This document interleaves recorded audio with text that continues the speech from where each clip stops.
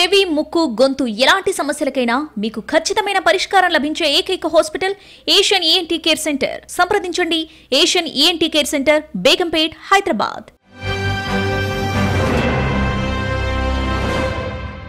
రాజమౌళి మహేష్ బాబు సినిమాలో హీరోయిన్ స్థానం కోసం పోటీ ఉండడం సహజమే. కానీ తాజాగా అందుతున్నటువంటి సమాచారం ప్రకారం చూస్తే ఈ సినిమాలో ప్రధానమైనటువంటి విలన్ క్యారెక్టర్ పోషించడం గురించి కూడా విపరీతమైనటువంటి పోటీ ఉన్నట్లుగా తెలుస్తోంది. ఇప్పటికే రాజమౌళి 2 రకాల టెస్టులు చేసి, ఒకటి సౌత్ ఇండియాలో మలయాళంలో మమ్ముట్టి, మోహన్ లాల్ తర్వాత యంగర్ జనరేషన్లో సూపర్ స్టార్గా ఉన్నటువంటి పృథ్వీరాజ్ సుకుమారన్ని, అదే సమయంలో ఆ పాత్రకు అవసరమైనటువంటి లక్షణాలను దృష్టిలో పెట్టుకుని బాలీవుడ్ హీరో అయినటువంటి జాన్ అబ్రహంని, ఇద్దరిని కూడా ప్రైమరీగా వీళ్ళైతే ఈ క్యారెక్టర్కి సరిపోతారు అని అంచనాకు వచ్చినట్లుగా తెలుస్తుంది.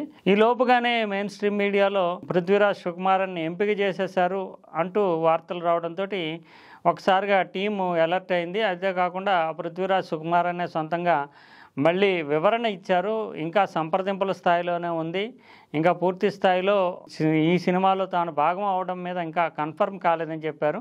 అయితే రాజమౌళి లెక్కలు కానీ సినీ పరిశ్రమ లెక్కలు కానీ వేరే రకంగా ఉన్నాయి.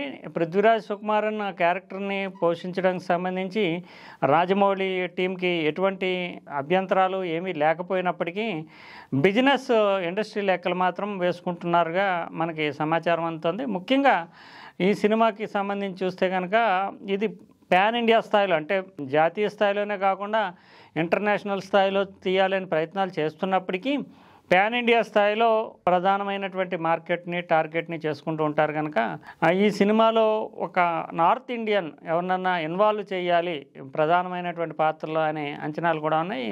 సుకుమారన్కి మార్కెట్ మన సౌత్లోనే ఉంటుంది. మెయిన్గా సాలార్ సినిమా కూడా చూసాము. సాలార్ సినిమాలో ప్రభాస్ తోటి పాటు సుకుమారన్ ప్రధానమైనటువంటి పాత్ర పోషించారు. అయితే హిందీ మార్కెట్ను కూడా టార్గెట్ చేస్తున్నారు. ఇప్పుడు మన టాలీవుడ్ సినిమాలన్నీ కూడా హిందీ వాళ్ళని కూడా ప్రధానమైనటువంటి యాక్టర్లను ఇన్వాల్వ్ చేయడం అనేది ఒక తంతుగా మారింది. ఎందుకంటే బాలీవుడ్ వరకు విస్తరించినటువంటి నేపథ్యంలో ముఖ్యమైనటువంటి హిందీ తారల్ని ఇన్వాల్వ్ చేస్తున్నారు. ఇటీవల కల్కి సినిమాలో కూడా నిజానికి ప్రభాస్ కంటే కూడా ఒక పవర్ఫుల్ రోల్లో అమితాబ్ బచ్చన్ కావచ్చు, దీపికా పడుకొనే కావచ్చు, వీళ్ళందరినీ ఇన్వాల్వ్ చేయడం అనేది చూసాం.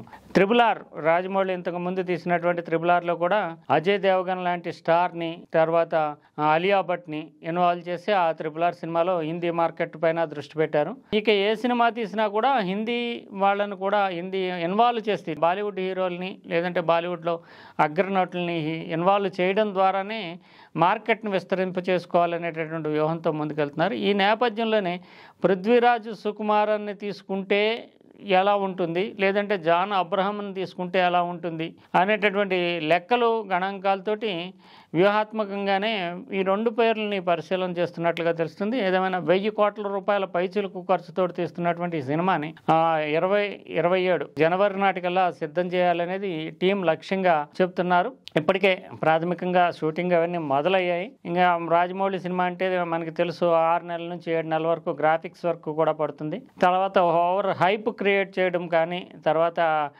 మార్కెటింగ్కి సంబంధించి పబ్లిసిటీ విషయాల్లో కానీ ప్రతి సందర్భంలోని రాజమౌళి చాలా జాగ్రత్తలు తీసుకుంటారు. సినిమా షూటింగ్ మొదలవుతున్న దశలోనే ఆయన వైరల్ చేసుకోవడానికి ప్రచారానికి సంబంధించి సీజ్ ద లైన్, అంటే సింహాన్ని ఇంకా బంధించేసాము అంటూ ఇంకా నో వెకేషన్ ట్రిప్స్ అంటూ పాస్పోర్ట్ని చూపిస్తారు. అంటే మహేష్ బాబు ప్రతి 3 నెలలకి 4 నెలలకి ఒకసారి ఫ్యామిలీతోటి విదేశాలకి వెకేషన్కి వెళ్తూ ఉంటారు. ఈ సినిమా పూర్తయ్యే వరకు కూడా ఇంకా వెకేషన్లు ఉండవు, పాస్పోర్ట్ నేను తీసేసుకున్నాను అనేది, తర్వాత సింహాన్ని ఇంకా బంధించేశాను, నేను చెప్పినట్లే అంటే రింగ్ మాస్టర్గా తాను చెప్పినట్లే ఆడాలి అనేటటువంటి ఉద్దేశంతో వచ్చేటట్టు విధంగా ఒక హాస్యపూరితమైనటువంటి ట్వీట్ చేయడం ద్వారా ఈ సినిమా నిర్మాణం మొదలైంది. ఇంకా మహేష్ బాబు పూర్తి స్థాయిలో దీనికి సమయాన్ని కేటాయిస్తాడంటూ రాజమౌళి ఒక ట్వీట్ చేయడము, తర్వాత మహేష్ బాబు కూడా దానికి స్పందిస్తూ ఒకసారి కమిట్ అయితే నా మాట నేనే విన్ను అంటూ ఆయన కామెంట్ చేయడము, ఇది కొంత వైరల్గా యూత్లో కావచ్చు, అభిమానుల్లో కావచ్చు వెళ్ళింది. అంటే ఒకసారి కమిట్ అయితే అంటే రాజమౌళితో సినిమా తీయడానికి కమిట్ అయ్యాను కనుక ఇంకా వేరే వేరే వెకేషన్లు వేరే ఏమీ ఉండవు, ఇంకా నేను నా మాట నేనే విన్నా, నీ మాట మాత్రమే వింటాను అనేటటువంటి అర్థం ఇచ్చే విధంగా రాజమౌళికి మహేష్ బాబు రిప్లై ఇవ్వడం జరిగింది. ఓవరాల్గా ఈ సినిమా అనేది ఇక వేగవంతమైనటువంటి నిర్మాణ దశకి చేరుకున్నట్లుగానే మనం భావించాలి. అయితే విలన్ పాత్రకు సంబంధించి మాత్రం ఫైనల్ ఎలా కంక్లూజన్ ఎలా చేస్తారు, ఎవరిని తీసుకుంటారు అనేది పక్కాగా మార్కెట్ ట్రెండ్స్ లేదంటే బిజినెస్ కలెక్షన్స్కి సంబంధించినటువంటి అంశాల మీదే ఆధారపడి ఉంటుందంటూ రాజమౌళి టీం చెబుతోంది.